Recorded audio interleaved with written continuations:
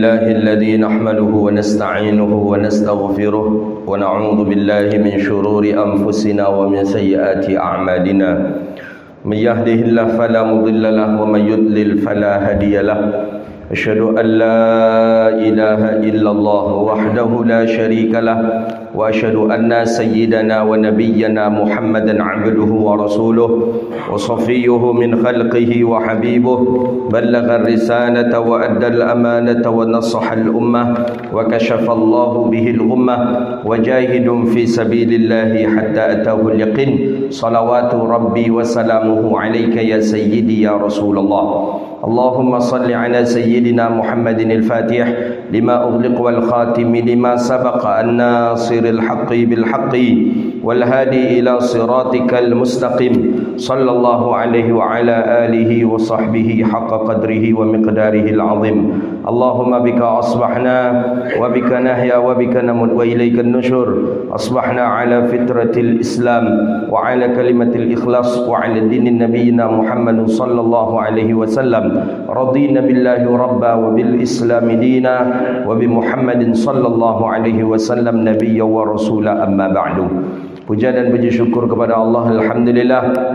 Waktu yang mulia ini Allah izinkan kita bisa duduk bermuajahah, bisa i'tikaf, bisa menghadiri Raudhatun min Riyadhil Jannah, kebun taman daripada taman surga.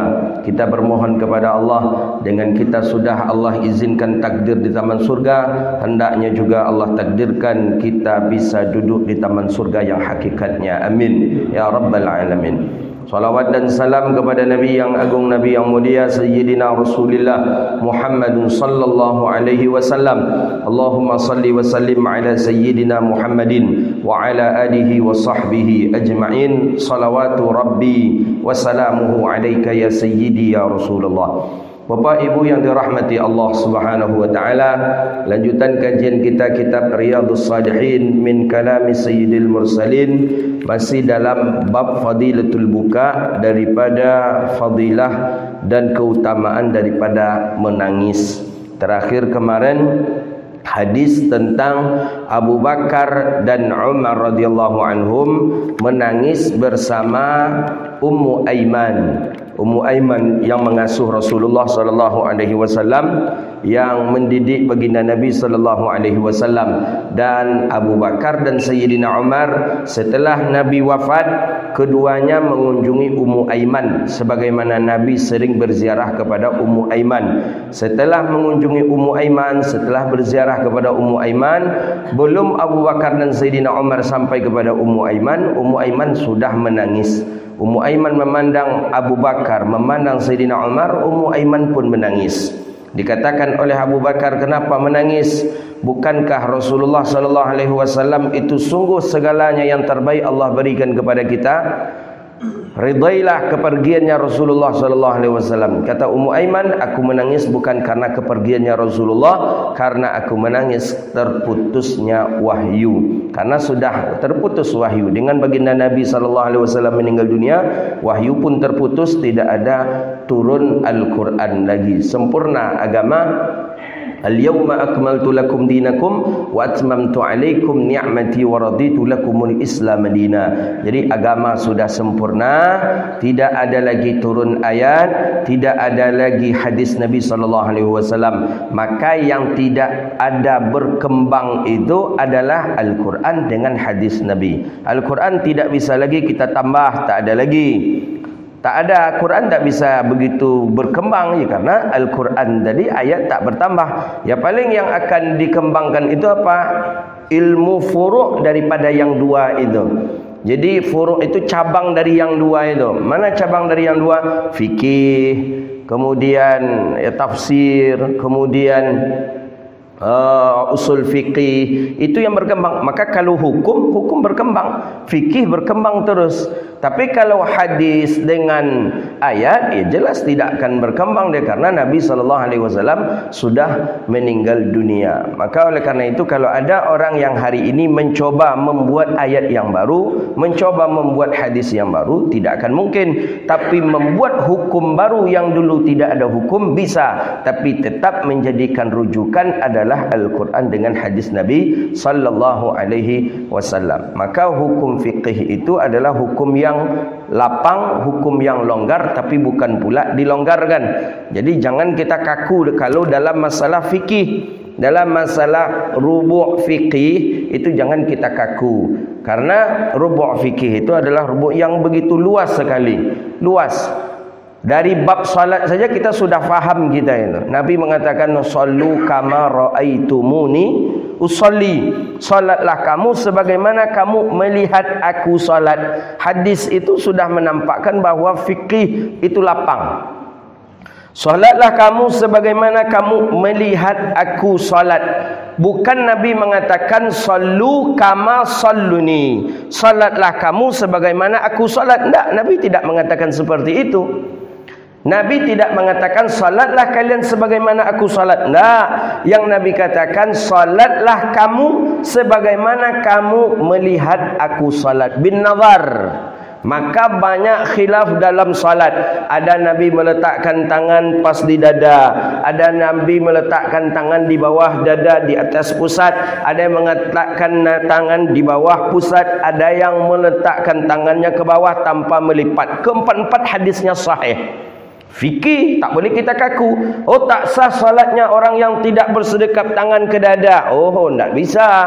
Ranah-ranah fikih. Fikih Nabi sendiri sudah mengatakan sallu kama tara. Salatlah kamu kama raaitumuni, sebagaimana kamu melihat aku salat. Sahabat berbeda-beda cara melihat Nabi salat. Sayyidina Anas bin Malik, Nabi salat di rumah di bawah dada, di atas pusat. Sayyidina Abdullah ibn Umar, saya nampak Nabi SAW selalu tangan Nabi menutup dada. Sayyidina Abi Hurairah melihat Nabi. Banyak sahabat SAW kadang melihat Nabi di bawah pusat, dan kadang ada daripada riwayat yang terbanyak itu memang di bawah pusat. Dan dalam mazhabnya Imam Maliki melepaskan tangan ke bawah. Keempat-empatnya dilihat oleh sahabat. Samalah halnya dengan kunut, begitu juga. Sama halnya dengan tasyahud, sama halnya dengan qiyam berdiri. Jadi oleh karena itu fikih lapang. Maka jangan kita cepat mengatakan si fulan sesat, si fulan ahli bid'ah, si fulan mengadakan sesuatu yang baru. Kami ni yang salat seperti salatnya Rasulullah, itu tak bisa kita mengklaim kalau masih dalam ranah fikih. Jelas-jelas Nabi mengatakan sallu kama raaitumuni usolli. Nabi tidak mengatakan salatlah kamu sebagaimana aku salat. Tidak. Kalau sebagaimana aku salat, berarti Nabi tidak berubah cara pergerakan Nabi salat, tapi Nabi menyuruh kita ra'aitumu, yang kalian tengok aku salat seperti apa lakukanlah. Itu banyak riwayat daripada riwayat daripada hadis Nabi SAW. Ada tangan Nabi yang dipegang oleh Nabi, kuak pergelangan tangan. Ada yang Nabi pegang, Nabi tempelkan batnin ala zahrih, katanya batin telapak tangan ni dengan zahri ni ditempelkan. Ada yang mengatakan Nabi sallallahu alaihi wasallam bainal ku'i waz zira', memegang antara pergelangan dengan siku. Hadisnya ada. Maka oleh karena itu ranah fikih lapang, ranah fikih luas, maka tak boleh kita begitu sempit memahami makna yang luas. Dikhawatirkan justru kita nanti menyesatkan orang yang benar, dan orang yang benar pun, orang yang sesat pun nanti terbenarkan oleh kita. Jadi oleh karena itu ranah fikih lapang, luas ranah fikih itu. Begitu dia. Itu baru dalam masalah bab salat, salu kama raaitumuni usolli, belum kepada yang lainnya. Jadi kita masuk kepada pembahasan kita, hadis an Abdullah ibni Umar. Hadis kita hari ini adalah hadis daripada Sayyidina Abdullah ibn Umar ibn al-Khattab radhiyallahu anhuma. Ma'ruf sejarah beliau, sering kita menyebut orang yang at-tahassi katanya. Apa tahassi? Orang yang meniru gaya Rasulullah, bukan saja akhlak, bukan saja ibadah, sampai kepada hal yang mubah pun ditiru oleh Abdullah ibnu Umar. Mana hal yang mubah? Ya seperti berjalan, menyisir rambut, cara bersiwak, itu ditiru gayanya Rasulullah sallallahu alaihi wasallam. Dan bahkan Sayyidina Abdullah ibnu Umar merasa menyesal kalau tidak ada dalam satu hari itu hal yang baru yang ia jumpai dari baginda Rasulullah sallallahu alaihi wasallam. Suatu ketika dia ke Makkah bersama Nabi dengan rombongan ke Makkah. Abdullah ibnu Umar tak nampak kalau Nabi masuk Kaabah. Baru dia sadar Nabi itu masuk Kaabah ketika Nabi sudah keluar daripada Kaabah. Nabi masuk Kaabah dengan beberapa orang sahabat Nabi SAW. Baru sadar Abdullah ibnu Umar ketika Rasulullah SAW keluar dari Kaabah. Nampak Nabi keluar dari Kaabah. Langsung dia datangi oleh Abdullah ibnu Umar orang-orang yang bersama Nabi masuk Kaabah tadi. Untuk apa ditanya? Nabi tadi di dalam mengapa? Nabi di dalam tadi apa yang dilakukan oleh Rasulullah? Dia salatnya di mana? Dekat mana? Arahnya ke mana? Seperti apa? Sampai detail seperti itu. Diajarkanlah oleh sahabat, Nabi salat di sudut sana, Nabi salat di sudut mengarah ke arah sana, dan Nabi sallallahu alaihi wasallam salat 2 rakaat. Langsung Abdullah ibnu Umar masuk ke dalam Kaabah, langsung dibuat hal yang seperti itu. Maka disebut dengan tahassi. Tidak ada amalan yang diamalkan Rasulullah yang tidak dilakukan oleh Sayyidina Abdullah ibnu Umar, walaupun barang yang kecil pun. Masuk dia ke dalam Kaabah balik, salat dia karena iqtida, mahabbah, cinta kepada Sayyidina Rasulullah sallallahu alaihi wasallam. Bolehkah masuk Kaabah? Boleh. Boleh. Jumhur ulama mengatakan boleh masuk kepada Kaabah. Kemanakah arah kiblat kita ke Kaabah? Kalau kita ingin salat 2 rakaat di dalam Kaabah, ke mana arah kita? Arah Hijr Ismail kah? Arah pintu Kaabah kah? Arah Hajar Aswad kah? Rukun Yamani kah? Rukun Syami kah? Iraqi kah? Ke mana? Itu dalam mazhabnya kita Imam Syafi'i, dalam kitab Minhajut Talibin itu disebutkan bahwa kemana arah kita boleh, tapi tak boleh kita berubah-ubah arah. Mungkin taragak warakan pertama arah ke pintu dulu umpamanya. Setelah itu rakaat kedua arahkan ke Hijr Ismail. Sudah itu rakaat ketiga rukun Syami, rukun Yamani. Tak bisa. Jadi boleh, tapi disyaratkan ada dinding. Jadi maksud ada dinding itu tidak ada jarak antara kita dengan dinding. Maksudnya tidak boleh terlampau dekat. Mesti harus ada jarak ya kira-kira 3 hasta daripada dinding Kaabah. Kalau salat di atas Kaabah boleh, sutuh di atas Kaabah. Ada tuturan hujan itu, di atas itu kita salat. Boleh, boleh. Ke mana arah kita?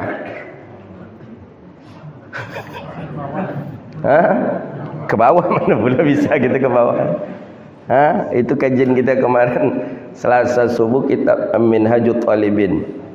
Kemana arah kita?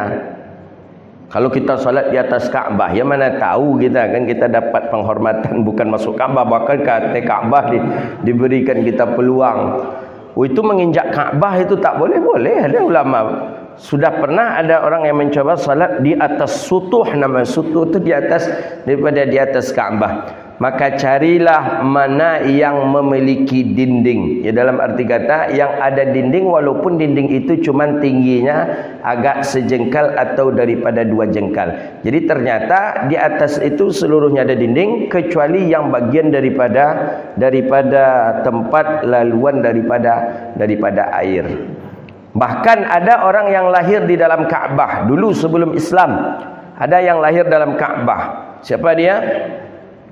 Yang lahir di dalam Kaabah itu Hakim ibni Hizam. Itu lahir di dalam Kaabah. Hakim ibni Hizam 13 tahun menjelang tentara Abraha datang untuk menghancurkan Kaabah. Datang lahir dia. Jadi 13 tahun menjelang tentara bergajah datang, Hakim Ibn Hizam lahir. Jadi ketika Hakim Ibn Hizam tu ibunya sedang hamil. Orang Arab kafir Quraisy jahiliyah, Kaabah itu tempat mengumpulkan orang banyak, tempat mengumpulkan orang ramai Kaabah. Pokoknya setiap ada atraksi, kalau macam kita seperti sirkus atau apalah begitu, itu dikumpul, orang berkumpul di dekat Kaabah. Ya, pokoknya Kaabah itu tempat kumpulnya masa, orang ramai. Jadi ibu dari Hakim Ibn Hizam ni datang dia. Datang ibu Hakim Ibn Hizam ke sana untuk melihat atraksinya orang Quraisy. Jadi ditengok, ibunya sedang hamil, rupanya parit sakit. Perut sakit, nak ke mana dilarikan? Tak ada, dilarikanlah ke dalam Kaabah. Dalam Kaabah dilahirkan, lahirlah, keluarlah anak. Itulah anaknya Hakim Ibn Hizam. Walaupun Hakim Ibn Hizam terlambat masuk Islam, Hakim Ibn Hizam masuk Islam sudah 20 tahun Islam berkembang. Jadi dia masuk Islam itu ketika Fathul Makkah. Makkah diambil oleh Rasulullah sallallahu alaihi wasallam, barulah dia masuk Islam. Tapi walaupun dia terlambat masuk Islam, dia tidak pernah benci kepada Nabi Muhammad. Tak pernah dia jahat kepada Nabi Muhammad. Pernah bahkan 3 tahun keluarga Banu Hashim dan Banu Muttalib itu diboikot. Tak boleh makanan masuk ke keluarga Nabi, tak boleh sembako masuk ke keluarga Nabi. 3 tahun lamanya Nabi makan ala kadarnya. Tidak ada gandum kadang, tidak ada apa-apa. 3 tahun tak boleh berjual beli dengan keluarga Banu Hashim Bani Muhammad. Luar biasa. Tapi Hakim Ibn Hizam lah yang mencari perhatian terus. Hakim Ibn Hizam lah yang mencarikan jalan bagi pedagang dari Syam untuk bisa masuk kepada Banu Hashim Banu Muttalib. Dan bahkan Hakim Ibn Hizam pun membeli seluruh dagangannya orang Syam, kemudian beliau antar kepada Banu Hashim Banu Muttalib, tapi masih belum masuk Islam ketika itu. Mungkin karena dilahirkan di dalam Kaabah, ada keberkahan dan kebaikan-kebaikan itu. Walaupun dia belum masuk Islam ketika itu, tak pernah benci kepada Nabi Muhammad, tak pernah ikut perang melawan Nabi Muhammad, dan bahkan selalu sopan kepada Nabi Muhammad sallallahu alaihi wasallam. Akhirnya baru masuk Islam setelah 20 tahun Islam jaya, Fathul Makkah, barulah Hakim Ibn Hizam masuk Islam. Ketika Hakim Ibn Hizam masuk Islam, yang sering dilakukan oleh Hakim Ibn Hizam adalah bertaubat dan menangis. Setiap saat menangis. Jadi ditanya oleh orang, kenapa engkau kok menangis terus? Engkau mestinya engkau bahagia, engkau sudah masuk Islam. Kata Hakim Ibn Hizam, kenapa terlambat aku masuk Islam? Padahal aku tak pernah memusuhi Muhammad. Padahal aku dulu tak pernah jahat kepada Muhammad, dan bahkan aku selalu melindungi Muhammad. Tapi kenapa aku disesali? Itulah hidayah daripada Allah. Innaka la tahdi man ahbabta walakinnallaha yahdi man yasha. Jadi jangan kita kira orang yang hari ini tajir, orang-orang non muslim, orang kafir, dia tajir, dibangunkan kita masjid, dibangunkan kita madrasah, dikasih kita hewan kurban, jadi sabit pulangnya berpahala lah. Tak, belum. Kenapa? Karena belum dapat hidayah daripada Allah. Barulah dia berpahala ketika mereka sudah mendapat hidayah daripada Allah dengan mengikat dengan kalimat syahadat. Jadi Abdullah ibn Umar radhiyallahu taala anhuma, orang makruf terdekat dengan Nabi sallallahu alaihi wasallam. Ada 70 kabilah yang ikut bersama Sayyidina Umar ibn al-Khattab. Nabi sudah meninggal dunia, berangkat pergi haji. 7 kabilah itu ya sekitar 200 atau 300 orang mungkin ada, 400 mungkin ada, karena satu kabilah itu berbeda jumlah daripada ontanya. Ada yang mengatakan satu kabilah itu memiliki daripada 3 atau 5, tapi pada intinya satu onta itu isinya kan ada 2 dan bahkan ada 1 juga onta tadi. Jadi 70 kabilah, ada mengatakan 300, 400 sampai 500 orang berangkat haji. Ketua rombongan Abdullah ibn Umar. Tiba-tiba di jalan diberhentikan oleh Abdullah ibn Umar. Tunggu, kata Abdullah ibn Umar. Bayangin kita tuh ramai orang 300, 400, 500. Tunggu, kata Abdullah ibn Umar, tunggu di sini. Berhentilah seluruh orang tadi. Orang kabilah tadi berhenti. Abdullah ibn Umar berjalan. Ada sampai ke ada bangunan, ada pohon kalau tak salah itu. Kemudian Abdullah bin Umar berhenti di dekat pohon itu, tak nampak lagi Abdullah bin Umar. Setelah itu balik, baru nampak. Jadi kata Abdullah bin Umar, tahu tak kalian, kata Abdullah bin Umar, kenapa kalian saya suruh berhenti? Kata Abdullah bin Umar kepada yang 400 orang ini, "Ndak, ada apa ya Abdullah?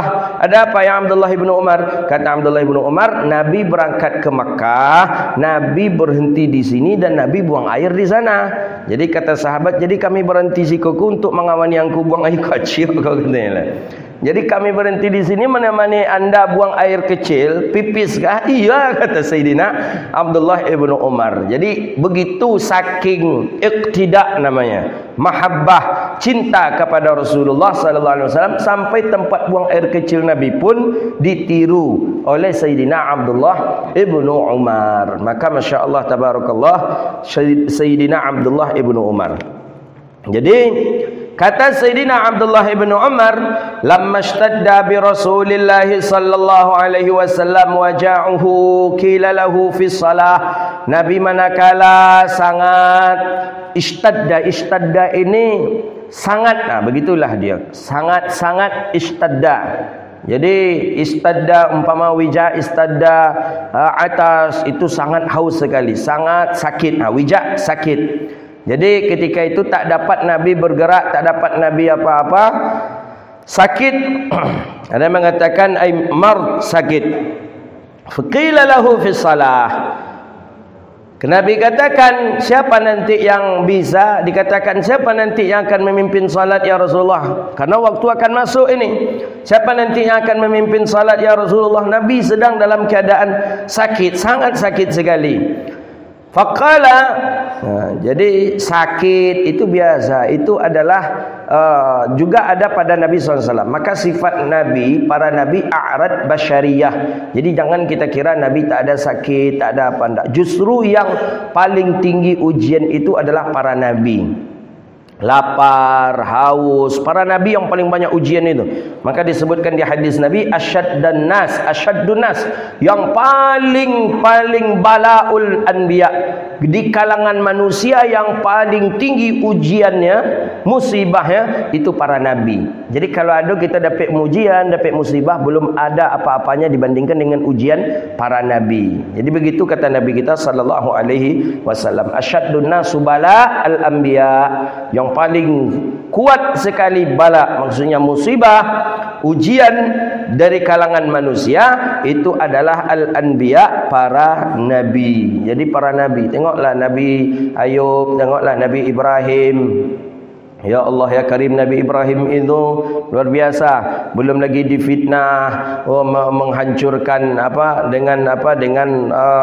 dengan patung, kemudian dibakar dengan api. Kemudian apa lagi? Nabi Ibrahim diuji dengan membunuh, diuji dengan menyembelih anak. Luar biasa. Nabi Muhammad sallallahu alaihi wasallam sampai diusir, sampai dikucilkan, diboikot. Pokoknya para nabi yang paling tinggi ujiannya. Jadi kalau kita ni sedang diuji, belum ada apa-apanya dibanding dengan para nabi dan para auliyaus salihin. Qala, siapa nanti yang akan memimpin salat? Siapa nanti yang akan menjadi imam pada salat? Faqala muru Abu Bakrin fayusalli bin nasi. Faqalat Aisyah radhiyallahu anha. Jadi kata baginda Nabi, umur, perintahkanlah Abu Bakar untuk menjadi imam. Yusalli bin nas ni salat dengan manusia, maksudnya perintahkanlah Abu Bakar untuk menjadi imam. Maksud perintahkan, yang memerintahkan Rasulullah, bukan orang lain. Jadi cara para sahabat berbicara kepada Abu Bakar, ya Abu Bakrin, ya Abu Bakar, bahwa Nabi memerintahkan tuan untuk menjadi imam. Begitu dia. Karena yang disuruh Rasulullah ini diantaranya adalah istri daripada beliau sendiri, yaitu Sayyidah Aisyah, anak daripada Sayyidina Abu Bakrin. Jadi perintahkanlah, muru Abu Bakrin. Ini dalil yang paling kuat dijadikan oleh ulama ahlu sunnah wal jamaah, anna Abu Bakrin afdalu minas sahabah. Abu Bakar itu sahabat yang paling mulia dibandingkan dengan sahabat yang lainnya. Maka menurut Ahlus Sunnah wal Jamaah, susunan yang 4 itu tuh susunan tafdiliyah namanya. Abu Bakar, Umar, Utsman, Ali. Abu Bakar, maka afdaliyatus siddiq ala baqiyus sahabah alladhina hum afdalu min jami'il ummah. Abu Bakar terlebih afdal daripada segala sahabat.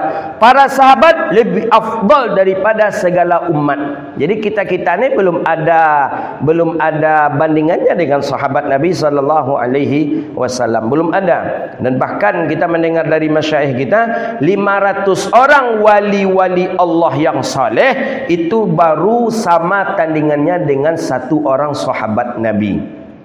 500 orang ada di kampung kita, 500 orang wali-wali Allah yang saleh itu baru bandingannya dengan 1 orang sahabat Nabi. Jadi tidak ada tandingan kita dengan sahabat Nabi. Maka layak Allah memuji dalam Al-Quran, radhiyallahu an wa radu'an.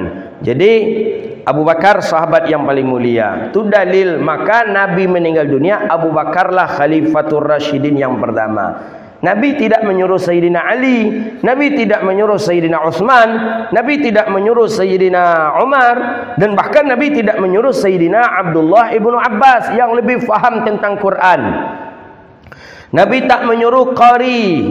Abdullah bin Mas'ud qari Nabi, Abi Musa Asy'ari qari Nabi, Ubay bin Ka'ab itu qari Nabi, itu orang yang bagus bacaan Al-Qur'annya. Tapi untuk menjadi imam tidaklah qari yang disuruh Rasulullah, tapi Nabi menyuruh adalah Abu Bakar As-Siddiq. Abu Bakar bukanlah qari. Abu Bakar juga bukan orang yang bagus dan indah suaranya, yang paling banyak mengetahui tentang asbabun nuzul ayat, tapi Abu Bakar disuruh oleh Rasulullah. Ini menandakan bahawa pemimpin itu yang lebih cocok adalah Abu Bakar, yang tua, yang berwibawa dan yang disegani. Abu Bakar orang yang disegani.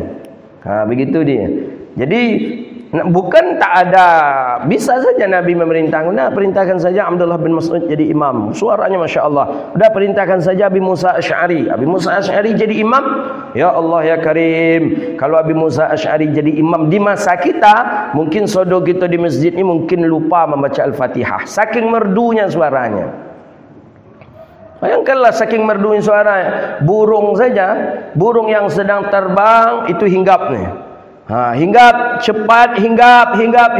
Sehingga kata sahabat, kalau Abu Musa Asy'ari membaca Quran, baru saja membaca a'udzubillahi minasyaitonir rajim, kita sudah melihat burung yang berjejeran di dahan. Habis dahan tadi oleh burung saja, karena menikmati suara daripada Abi Musa Asy'ari. Jadi kalau Abi Musa Asy'ari imam lah, kita makmumnya, mungkin banyak kita makmum ni mengulang semayang, dah pun tak membaca Fatihah, kena lupa baca Fatihah. Begitu dia. Ustaz Kandra aja tadi imam banyak je yang hampir lupa baca Fatihah. Ini Abi Musa Asy'ari. Apa hendaknya merdunya suaranya, Masya Allah tabarakallah. Tapi itukah yang dijadikan imam oleh Rasulullah? Itukah disuruh imam oleh Rasulullah? Tidak, Abu Bakrin. Itu dalil ulama Ahlus Sunnah wal Jamaah. Nabi meninggal dunia, yang menjadi imam, al-imamu fi salah, maka disebutkan imam di salat saja itu yang disuruh Abu Bakar. Fakaifa, maka bagaimana lebih-lebih lagi dengan imam di dunia. Maka Sayyidina Umar ibn al-Khattab ketika itu langsung manut. Ada yang mencoba menghembus-hembuskan, engkau sajalah khalifah, engkau sajalah. Kan orang Madinah mencari pula khalifah, orang-orang Makkah cari pula. Akhirnya Sayyidina Umar, para terdekat, ring-ring satunya Rasulullah SAW, itu memang mengangkat daripada Sayyidina Abu Bakr As-Siddiq. Kata Sayyidina Umar, rajulun akhtarun Nabi sallallahu alaihi wasallam lidinana ala nardahu lidunyana. Bagaimana mungkin orang, kata Sayyidina Umar, ini penutup kalimat Sayyidina Umar, karena sudah mulai banyak fitnah, mulai dari munafik memasukkan fitnah, Yahudi Madinah memasukkan fitnah. Udah, jangan si Abu Bakar lagi, dah tua begini dia, orang terdekat Nabi. Udah, si fulan sajalah, ente sajalah Umar. Udah, Ali sajalah, kerabat Nabi sallallahu alaihi wasallam. Dah, si fulan. Umar terakhir berbicara, yang juga berwibawa, orang yang disegani, orang yang ditakuti. Apa kata Sayyidina Umar? Rajulun, laki-laki yang dipilih oleh Nabi sallallahu alaihi wasallam lidinana, untuk agama kita. Ala nardahu, tak mungkin kita tidak redha kepadanya, lidunyana, untuk dunia kita. Pemimpin kan dunia nih. Untuk akhirat saja Nabi suruh Abu Bakar jadi imam. Itu berkaitan antara manusia dengan Allahu Rabbun Jalla Jalaluh. Kalau antara manusia sesama manusia, tentu lebih redha lagi. Akhirnya orang-orang tak ada sanggup berbicara lagi. Khalifah Amirul Mukminin Sayyiduna Abu Bakar As-Siddiq radhiyallahu taala anhu, orang yang paling mulia. As-Siddiq, tak ada gelar yang lebih mulia, lebih tinggi daripada gelar As-Siddiq. Nabi menyematkan As-Siddiq karena tidak ada ragu sedikit pun terhadap baginda Rasulullah sallallahu alaihi wasallam. Sam'an wa ta'ah, walaupun dia tak melihat, tapi karena sam'an wa ta'ah, Abu Bakar As-Siddiq pun beriman kepada Nabi sallallahu alaihi wasallam. Tak butuh dalil. Itu yang disebut dengan kemarin itu Isra Mi'raj. Tak nampak, Abu Bakar tak pergi Isra Mi'raj, Abu Bakar tak nampak. Tapi balik Nabi Isra Mi'raj, Nabi langsung ceritakan ke Abu Bakar, Abu Bakar langsung sam'an wa ta'ah, langsung percaya. Abu Jahal dengan Abu Lahab lah yang minta dalil. Mana tandanya? Apa barang langit yang kau bawa? Apa yang kau bawa? Itu Abu Jahal juga Abu Lahab. Jadi kalau ada orang yang banyak-banyak tanya, mana tando, mana dalil, mana apa, itu tak lebih dari Abu Jahal, Abu Lahab tu. Kalau lah Islam lah iman aja lah lagi, percaya tasdik sidik, dah selesai masalah. Nak mesti harus ditanya mana apa benda langit yang kau bawa turun Muhammad? Abu Jahal itu. Apa? Aku dapat perintah salat 50 waktu menjadi 5 waktu sehari semalam. Itu cerita je tanya Abu Jahal je Abu Lahab. Dunia. Alhamdulillah Allah tanamkan iman di dalam dada kita. Faqala, jadi Abu Bakar disuruh jadi imam. I'muru, perintahkanlah Abu Bakar untuk jadi imam.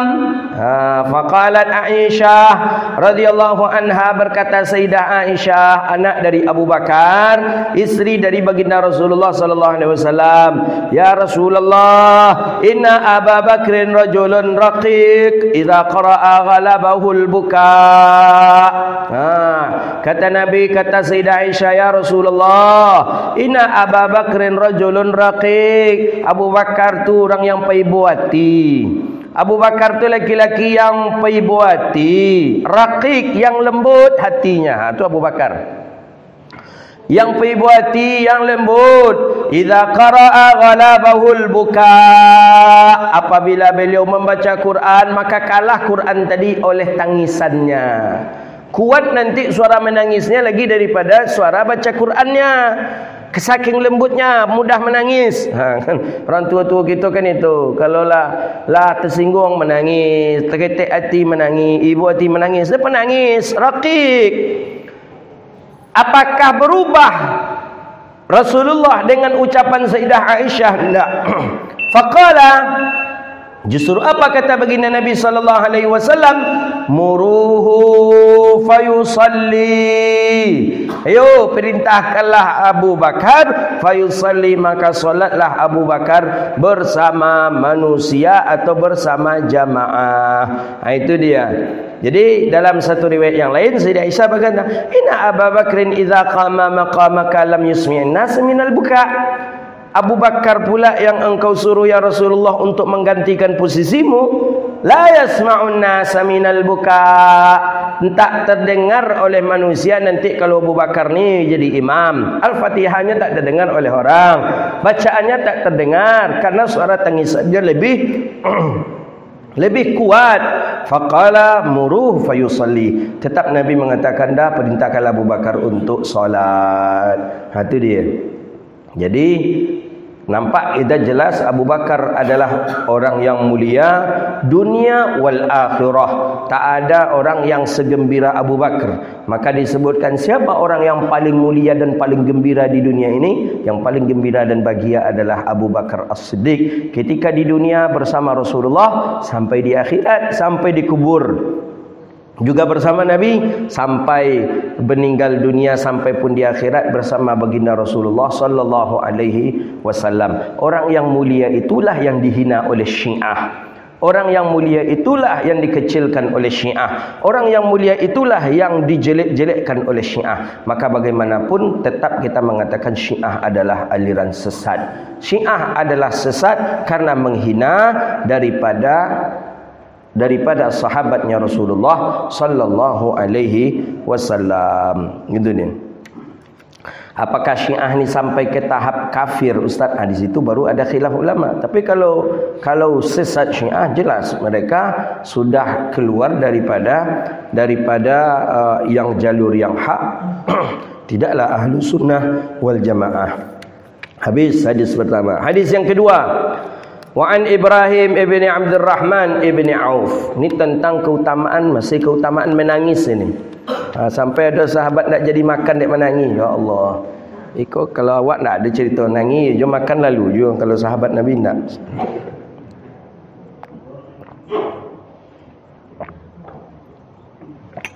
Faqala an Ibrahim ibni Abdurrahman ibni Auf, anak dari Abdurrahman bin Auf. Abdurrahman bin Auf as-sabiqun al-awwalun. Abdurrahman bin Auf ini sahabat Nabi yang cukup banyaklah penderitaan yang beliau alami selama di Mekah. Ketika di Madinah menjadi orang kaya besar, orang kaya hebat. Sampai ingat cerita kita, telinganya dipotong oleh siapa? Oleh Abu Jahal, Abu Lahab. Abu Jahal dipotong telinga Abdurrahman bin Auf disebabkan karena Abdurrahman bin Auf membaca Quran di Ka'bah ketika itu. Orang yang hidupnya dengan kemiskinan tapi pandai berdagang itu membuat dia menjadi orang yang terkaya di Madinah setelah Islam. Jadi Nabi hijrah ke Madinah, Abdurrahman pun ikut hijrah ke Madinah. Dikeluargakan, dijadikanlah dia bagian dari keluarga Sa'ad. Apa itu? Lupa kita, cuman punya kedai orang kaya. Jadi kata orang kaya Madinah ni, ambillah kedai aku ini untuk engkau ya Abdurrahman. Tapi Abdurrahman bin Auf menolak. Kata Abdurrahman bin Auf, jangan engkau berikan kepada aku kedai daripada kedaimu, tapi cukup engkau tunjuki kepadaku di mana pasar yang ramai. Di mana pasar yang ramai, pasar yang besar. Oh, pasar yang ramai ada di sana. Nah, pergi Abdurrahman bin Auf ke sana berdagang. Jadi akhirnya Abdurrahman bin Auf menjadi orang terkaya. Jadi banyak sudah ada terkumpul sedikit harta, niat menikah pun ada. Datang minta izin ke Rasulullah untuk menikah. Jadi kata Abdurrahman bin Auf, ya Rasulullah, izinkan aku untuk menikah. Jadi kata Nabi, apa yang engkau berikan mahar? Maksudnya, apa yang engkau jadikan mahar? Alhamdulillah aku memiliki sedikit dinar. Jadi kata Nabi, okey, lakukanlah, undang orang dan walaupun menyembelih kambing. Jadi walau bisyah walau menyembelih kambing. Jadi sembelih kambing itu dulu itu yang paling terakhir pilihan itu. Gitu. Walaupun sembelih kambing. Jadi apa pun walau sembelih kambing. Tentang tamu lagi. Kata Nabi apa? Sambutlah tamu dengan mulia walaupun dengan menyembelih kambing. Jadi menyembelih kambing tu barang yang paling kecil tu, Pak. Dia awaknya yang bayu-yuwano menyembelih kambing. Sekampung orang diundang, kalau dulu orang biasa saja. Tamu datang sembelihkan kambing. Kan tamu datang berapalah disembelihkan kambing. Ya kalau dia awaknya walaupun menyembelih ayam atau setidaknya gorenglah telur ayam, begitu dia. Kalau dulu sembelihkanlah kambing. Kambing itu biasa, barang yang paling kecil, barang yang paling terakhir. Walau bisyah, kata Nabi. Walaupun engkau dengan menyembelih kambing, sembelihkanlah kambing. Walaupun walimah, walaupun dengan sembelih kambing, lakukanlah walimah itu, kata Nabi sallallahu alaihi wasallam. Apa kata Ibrahim? Bahwa ayahnya Abdurrahman bin Auf radhiyallahu anhu, bahwa ayahnya Abdurrahman bin Auf radhiyallahu anhu utiya bit'am, didatangi makanan. Abdurrahman bin Auf ni termasuk orang yang mulia ni. Nabi sekali makmum yang jadi makmum. Mohon maaf, Nabi 2 kali pernah jadi makmum. Tapi yang masbuk Nabi pernah. Nabi sekali pernah masbuk. Kapan itu? Itulah bersama Abdurrahman bin Auf. Jadi kalau ada orang bilang Nabi tak pernah masbuk, Nabi pernah masbuk loh. Nabi pernah masbuk ketika terjadi perang Tabuk. Jadi balik dari situ kalau tak salah entah mau berangkat dalam Muwatta. Imam Malik sudah kita bahas hadisnya. Jadi Imam Malik ini Nabi SAW buang hajat. Jadi Nabi buang hajat agak jauh gitu. Subuh buang hajat. Jadi karena kelamaan Nabi buang hajat, sahabat khawatir nanti jangan-jangan Nabi salat di sana. Akhirnya kita nanti salat di luar waktu. Akhirnya para sahabat pun salat. Yang jadi imam adalah Abdurrahman bin Auf. Baru satu rakaat Nabi pun muncul. Nabi pun tiba. Nabi tiba langsung pula lah Nabi mengikut kepada Abdurrahman bin Auf. Jadi kata sahabat ketika itu, ada sahabat yang membatalkan kalau tak salah. Ada Nabi ngapa pula gitu? Ngapa pula mengikut Abdurrahman bin Auf? Tak boleh, nak apa? Ada sahabat ketika itu kemudian kata Nabi, apa orang batalkan? Ikut kata Rasulullah, salli bin nas, salat. Ayo salat kata baginda Nabi sallallahu alaihi wasallam. Akhirnya salat. Ketika itu setelah selesai salat, Abdurrahman bin Auf memandang rupanya berdiri Rasulullah sallallahu alaihi wasallam. Jadi Abdurrahman bin Auf, banyak sahabat mengatakan, ayasihus salahana, adakah sah salat kami ya Rasulullah? Kata para sahabat, sah tak? Karena Nabi yang jadi makmum. Jadi Nabi yang jadi makmum, Nabi pula yang masbuk. Sah. Itu kalau salat itu kalau sudah mulai kalimat Allahu Akbar, tidak ada presidennya, tak ada gubernurnya, tak ada wali kotanya, pejabat apa tak ada, seluruhnya sama di hadapan Allah Rabbun Jalla Jalaluh. Cuman Allah yang maha besar. Itu dia. Jadi pernahkah Nabi masbuk? Pernah. Siapa yang jadi imam? Abdurrahman bin Auf. Itu dia. Satu lagi Nabi jadi makmum, siapa yang jadi imam? Abu Bakar. Tapi ada yang mengatakan dua tentang syarahan hadis itu, bahawa Nabi bukanlah makmum daripada Abu Bakar, karena tempat Nabi berada di sebelah kirinya Abu Bakar, bukan di belakangnya Abu Bakar. Ada yang mengatakan ya Nabi makmum kepada Abu Bakar, karena pergerakan salat Abu Bakar juga diikuti oleh Rasulullah sallallahu alaihi wasallam. Qala Abdurrahman ibn Auf, anna Abdurrahman bin Auf radhiyallahu anhu utiya bit'am, dihidangkan makanan. Wa kana shaima, dan beliau sedang dalam keadaan berpuasa. Dihidangkan makanan dan beliau sedang dalam keadaan berpuasa. Jadi beliau berpuasa, dihidangkan makanan. Tapi walaupun seperti itu, dia akan memakan. Jadi karena puasa itu adalah puasa sunnah, karena sudah dihidangkan makanan, beliau akan memakan. Faqala, jadi berceritalah, tiba-tiba saja beliau berucap, Abdurrahman bin Auf ini. Apa kata Abdurrahman bin Auf? Kutila Mus'ab ibni Umair, terbunuhnya Mus'ab ibni Umair radhiyallahu ta'ala an. Mus'ab ibni Umair terbunuh, dan padahal beliau itu lebih mulia daripada aku, kata Abdurrahman bin Auf. Saking tawaduknya para sahabat Nabi. Ketika beliau meninggal dunia itu, beliau orang mulia, beliau ahli ibadah, Mus'ab ibni Umair. Tapi falam yujad lahu ma yukaffanu fihi illa burdah. Tidak diperoleh daripadanya ma yakfinu fihi illa burdah, untuk mengkafaninya kecuali cuma satu selendang saja.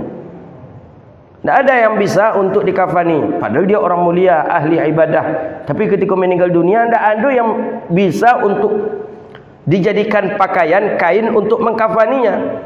Selendang saja cuman. Idza ghutiya biha ra'suhu badat rijlahu. Kalau ditutup bagian kepala, kakinya nampak. Pendek selendangnya. Wa in ghutiya biha rijlahu bada ra'suh. Kalau ditutup bagian kaki, kepala pula yang nampak. Dia orang mulia, dia orang yang meninggal syahid dalam perang. Yang membunuhnya itu kan Abdurrahman ibni Qutaibah namanya. Abdul Rahman bin Qutaibah tu membunuh Mus'ab ibni Umair ini, menganggap Mus'ab ibni Umair ini Rasulullah. Yazunnu annahu Rasulullah, dia menyangka tu Muhammad dari belakang. Rupanya dibunuh, rupanya ternyata ditusuk, ternyata bukanlah Rasulullah, dan ternyata tetapi Mus'ab ibni Umair. Jadi membunuhnya itu Abdul Rahman bin Qutaibah. Orang baik, orang alim, ahli ibadah, meninggal dalam perang lagi. Tapi ketika meninggal dunia, tidak ada kain yang dijadikan kecuali cuma selendang. Ditutup kepala, nampak kaki. Ditutup kaki, nampak kepala. Jadi apa kata Sayyidina Abdul Rahman bin Auf? Thumma busita lana minad dunya ma busita. Kita hari ini, dulu tu karena memang tidak ada kain lagi. Kita hari ini sudah Allah beri rezeki yang luas, Allah beri kenikmatan. U'tina minad dunya ma a'tina. Kita ni seluruhnya Allah berikan dunia kepada kita. Nak apa? Nak mobil mewahkah kita? Nak rumah mewahkah kita? Nak makanan yang nikmatkah kita? Ada hari ini, kata Abdul Rahman bin Auf. Kemudian apa kata Abdul Rahman bin Auf? Qad khashina an takuna hasanatatnya ajjilat lana thumma ja'ala yabki hatta tarakat ta'am. Aku khawatir, aku takut, kata Abdul Rahman bin Auf, ma antakuna hasanatuna ujjilat lana. Kebaikan-kebaikan, nikmat-nikmat yang kita terima hari ini, kata Abdul Rahman bin Auf, aku khawatir itu ujjilat lana. Itu kenikmatan kita mestinya besok kita dapat, ternyata hari ini Allah beri. Allah kasihkan sekarang, kata Abdul Rahman bin Auf, aku khawatir nanti kita tak menerima ini lagi. Itu yang khawatirnya.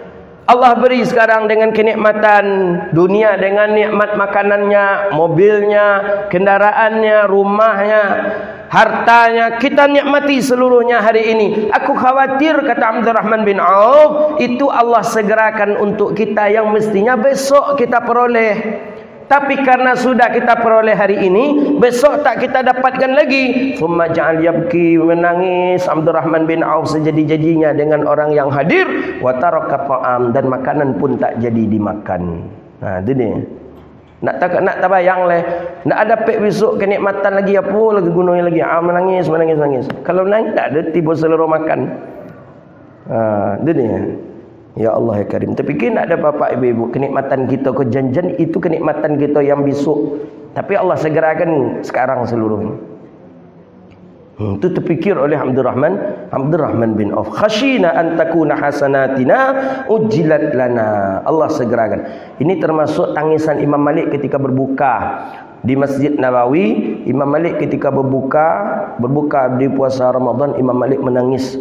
Tak jadi kecuali cuma minum satu kurma dan seteguk air saja. Hidangan banyak dihidangan. Ulama besar, Imamul A'zam, ulama dunia mengaji hadis kepada Madinah kepada Imam Malik dulu di zaman Imam Malik waktu itu. Banyak hidangan mewah, lezat, kenikmatan luar biasa. Ketika nak berbuka itu langsung dia ingat Rasulullah. Nabi dulu berbuka cuma dengan satu biji kurma dengan seteguk air. Tak ada lagi Nabi makan. Bukan tak memau Nabi memakan, memang makanan itu tak ada. Aku makan dengan kenikmatan, dengan kelezatan, tetapi akhlakku, tetapi ibadahku jauh daripada ibadahnya Rasulullah sallallahu alaihi wasallam.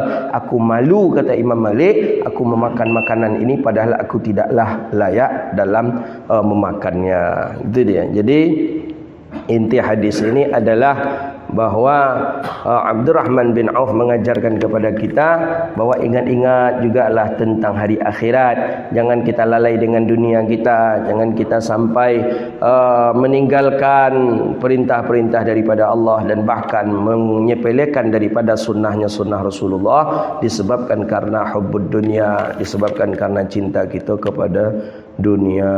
Hadza wabillahi at-taufiq wallahu a'lam bissawab. Itulah kajian kita, mudah-mudahan bermanfaat dan Allah berkahi kehidupan kita dunia wal akhirah. Rabbana atina fid dunya hasanah wa fil akhirati hasanah wa qina adzabannar. Allahumma faqihna fid din wa 'allimna ta'wil wahdina ila siratikal mustaqim. اللهم ربنا ظلمنا أنفسنا وإن لم تغفر لنا وترحمنا لنكونن من الخاسرين اللهم إنا نسألك توبة ودوامها ونعوذ بك من المعصية وأسبابها فذكرنا بالخوف منك قبل هجوم خطرتها واحملنا على النجاة منها ومن التفكر في طرائقها وامح من قلوبنا حلا ومن اجتنيناه منها واستبدلها بالكراهة لها وطعم لما هو ضدها ربنا آتنا في الدنيا حسنة وفي الآخرة حسنة وقنا عذاب النار وصلى الله على سيدنا ومولانا محمد وعلى آله وصحبه أجمعين سبحان ربك رب العزة عما يصفون والسلام على المرسلين والحمد لله رب العالمين.